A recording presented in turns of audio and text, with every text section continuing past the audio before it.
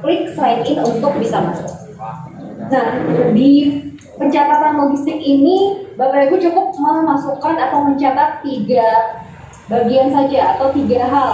Yang pertama mengenai master data penerima barang, kemudian barang masuk dan juga barang keluar. Apa itu penerima barang? Data penerima barang merupakan informasi mengenai siapa penerima barang saat logistik masuk ke posko.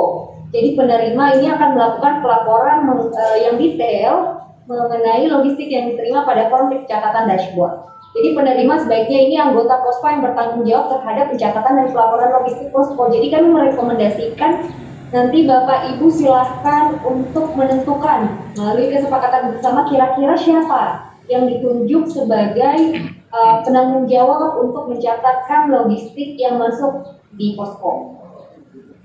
Jadi nanti ketika misalnya sudah ditunjuklah salah satu anggota posko yang menjadi penanggung jawab logistik, misalnya saja Bapak Hasan gitu misalnya. Nanti Bapak Hasan silahkan ke menu posko daerah. Nanti di posko daerah ada sub menu database posko, kemudian pilih master logistik dan data penerima. Jadi di data penerima ini ada beberapa isian kolom. Yang pertama, di sini nama penerimanya. Nama penerimanya ini adalah nama Bapak Hasan sebagai penanggung jawab logistik. Jadi di sini bisa diketik Hasan. Kemudian posisi jabatannya, misalnya apakah Bapak Hasan adalah anggota posko atau kebetulan Bapak Hasan ini sudah menjadi penanggung jawab logistik juga ternyata adalah ketua posko. Di sini juga bisa ditulis bahwa ketua posko.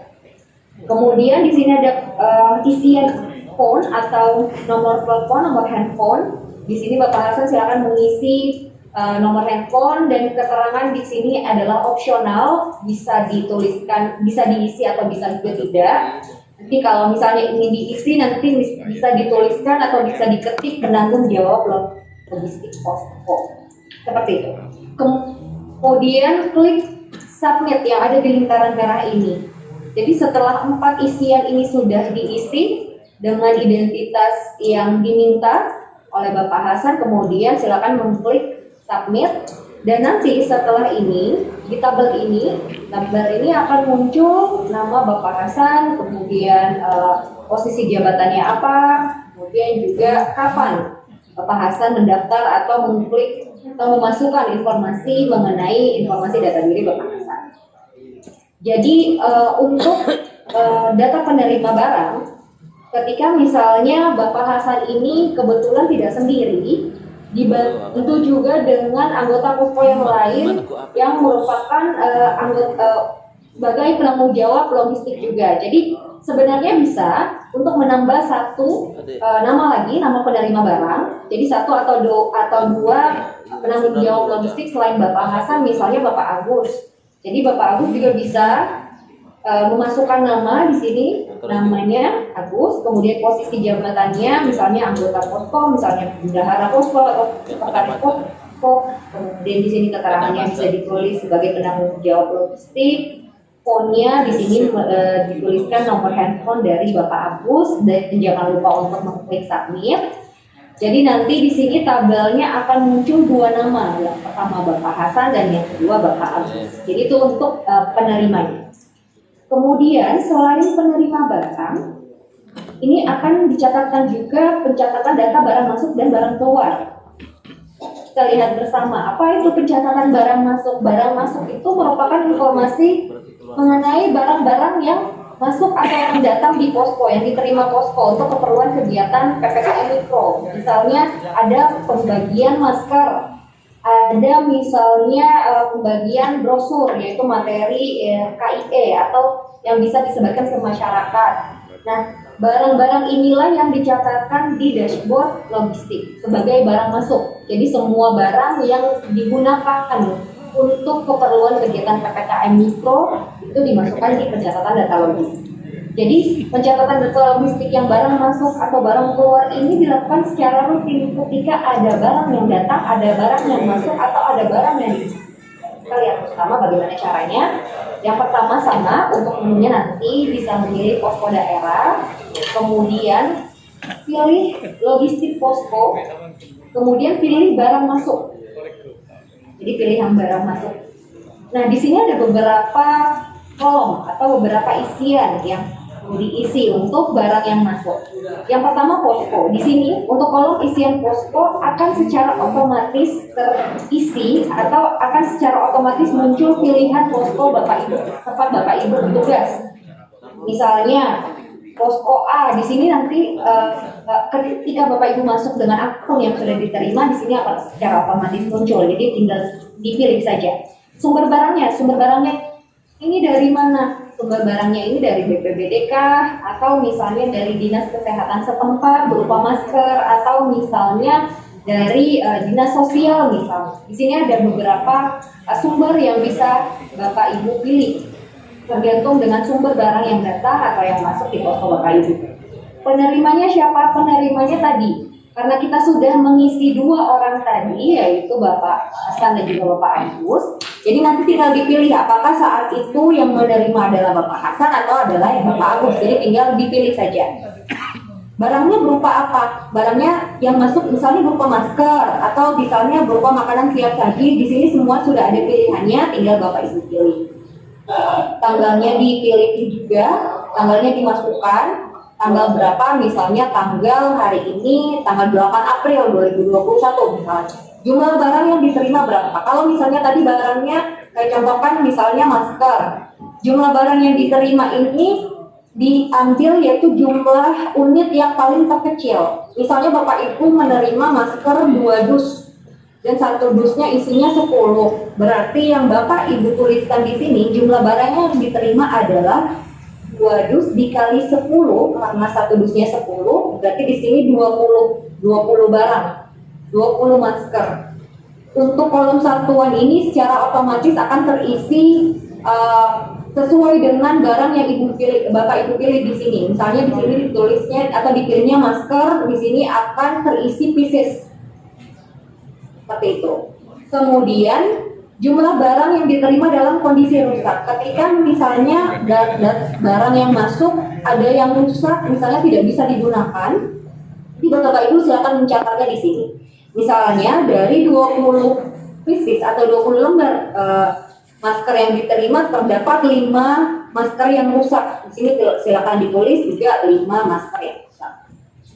Kemudian lanjut di bagian bawah ketika Bapak Ibu scroll, nanti sumber dananya dari mana? Sumber dananya ini ada 2 sumber. Yang pertama melalui pengadaan atau yang kedua melalui donasi. Pengadaan itu disebut yang mana? Pengadaan itu ketika misalnya masyarakat setempat itu berinisiatif untuk membuat brosur, berinisiatif untuk melakukan pengadaan masker. Jadi anggarannya atau dananya didapatkan dari swadaya atas urunan warga masyarakat misalnya.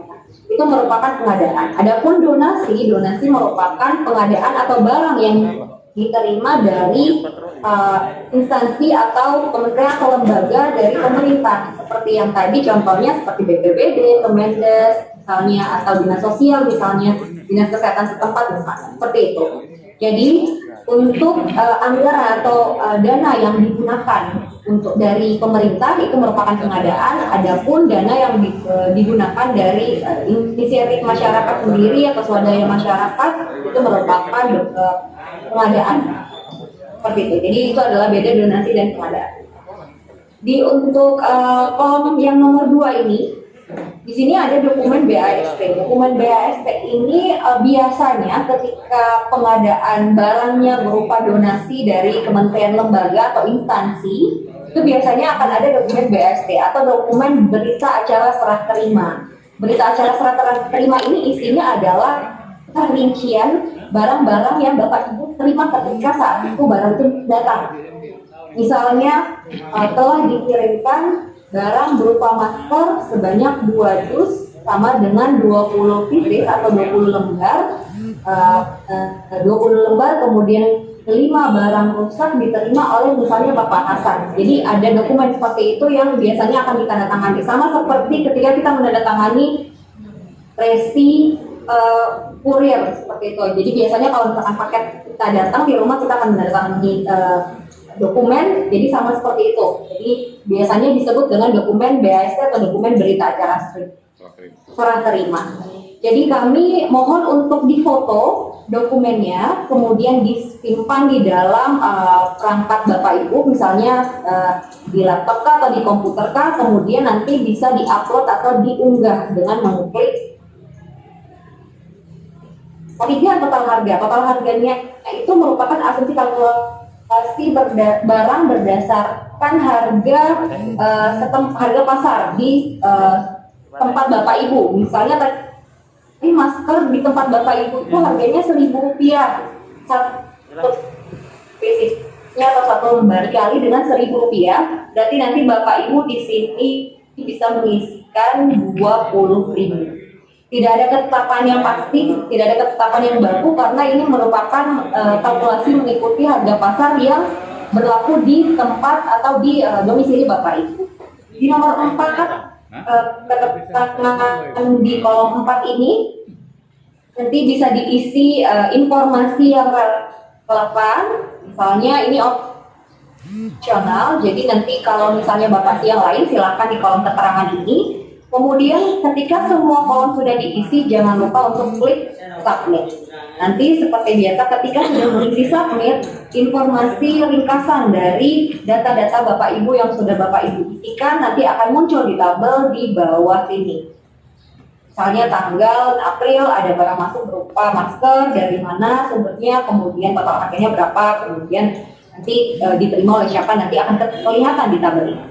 Itu untuk barang masuk. Jadi kami mohon ketika misalnya ada barang yang masuk, ini bisa langsung dicatat untuk data-data. Kalau yang tadi barang masuk, sekarang berkeluar. Apa itu barang keluar? Barang keluar merupakan informasi mengenai barang-barang yang distribusikan kepada masyarakat atau barang-barang yang digunakan untuk keperluan PPKM Mikro. Jadi contohnya kita sebutnya masker. Nanti masker itu apakah dibagikan ke masyarakat? Nah ini yang perlu dicatat. Ini juga dicatatkan secara rutin ketika misalnya barang itu didistribusikan. Misalnya Bapak Ibu saat itu ada kinerja posko, ada kerja posko untuk melakukan distribusi masker ke misalnya ke tempat-tempat tertentu yang ada di wilayah kerja posko Bapak Ibu. Nanti Bapak Ibu bisa mengisi menu posko daerah, kemudian pilih logistik posko sama dengan yang tadi. Kalau yang tadi barang masuk, sekarang kita pilih barang yang keluar. Ada beberapa kotak sama seperti tadi, kurang lebih sama, tinggal diisi saja poskonya, pilihannya sudah akan otomatis muncul nama posko Bapak Ibu, sumber bantuannya sama seperti yang tadi. Kalau misalnya yang tadi dari BPBD tulis pilih pilihan BPBD, barangnya apa tadi, barangnya masker, tanggal didistribusikan tanggal berapa, jumlah yang didistribusikan jumlahnya berapa, misalnya dari 20 yang diterima yang didistribusikan ada 5. Di sini kita tulis 5, kita catatkan 5. Satuannya akan otomatis terisi sesuai dengan barang yang Bapak Ibu pilih. Sumber dananya tadi merupakan sumber dana donasi. Total harganya di sini seperti yang tadi kalkulasinya. Jadi yang didistribusikan ada 5, berarti 5 dikali Rp1.000, berarti 5.000 total harganya. Kemudian di bagian bawah ada isian RT, RW, dan jumlah kakak. Misalnya Bapak Ibu mendistribusikan, membagikan masker tersebut di RT 2, RW 1, dan jumlah kakak saat itu yang diberikan ada 1 kakak. Di sini ditulis RT 2, RW 1, dimasukkan datanya, jumlah kakak 1. Kalau misalnya ternyata Bapak Ibu tidak hanya membagikan masker ke RT 2 saja, tapi juga RT 3. Nanti di sini, di kolom 5 ini ada pilihan tambah. Tambah, kemudian akan sama seperti ini juga kolomnya, nanti bisa ditulis RT 3, RW 1, jumlah kakak 1. Seperti itu. Kemudian ketika sudah selesai semua, jangan lupa diklik submit. Nanti setelah itu seperti biasa akan ada tabel ringkasan Bapak Ibu dari data-data yang Bapak Ibu telah isikan di bawah sini. Misalnya ternyata ada pembagian masker oleh misalnya Bapak misalnya, kemudian berupa masker jumlahnya ada 5 di RT 2 dan juga di RT 3, sumber dananya dari BPD. Seperti itu. Jadi itu tadi untuk bagaimana pengisian logistik. Nanti sama-sama kita melihat bagaimana caranya di dashboard. Tadi untuk daftar istilahnya, dokumen BAST, sumber dana, total harga, dan juga satuan. Jadi satuan ini akan otomatis diisi. Jadi ketika misalnya Bapak Ibu ada pertanyaan yang lain yang ingin ditanyakan mengenai pengisian logistik, Bapak Ibu silakan menghubungi kontak center bidang data IT Satgas melalui email di data-it-satgas@19.com, di WhatsApp melalui chat WA di 0813-1900-0056. Nanti kami akan memberikan akun, kemudian juga akan memberikan informasi mengenai pencatatan dan pelaporan logistik. Jadi untuk Bapak Ibu yang saat ini misalnya ingin melihat paparan mengenai logistik, nanti jangan khawatir, panitia juga sudah memberikan link atau tautan yang bisa Bapak Ibu download, bisa Bapak Ibu print, mungkin untuk sebagai panduan bagaimana cara mengisi dashboard pencatatan logistik untuk PPKM Mikro. Jadi sekian mungkin sampai sini untuk pencatatan logistik. Jadi kita langsung ke run through bagaimana cara kita mengisi logistik. Nanti kemudian, tapi sebelum itu kita melihat kira-kira bagaimana tampilan dashboard dari akun dashboard terintegrasi dari PPKM Mikro, pencatatan PPKM Mikro. Saya serahkan ke Ibu Dr.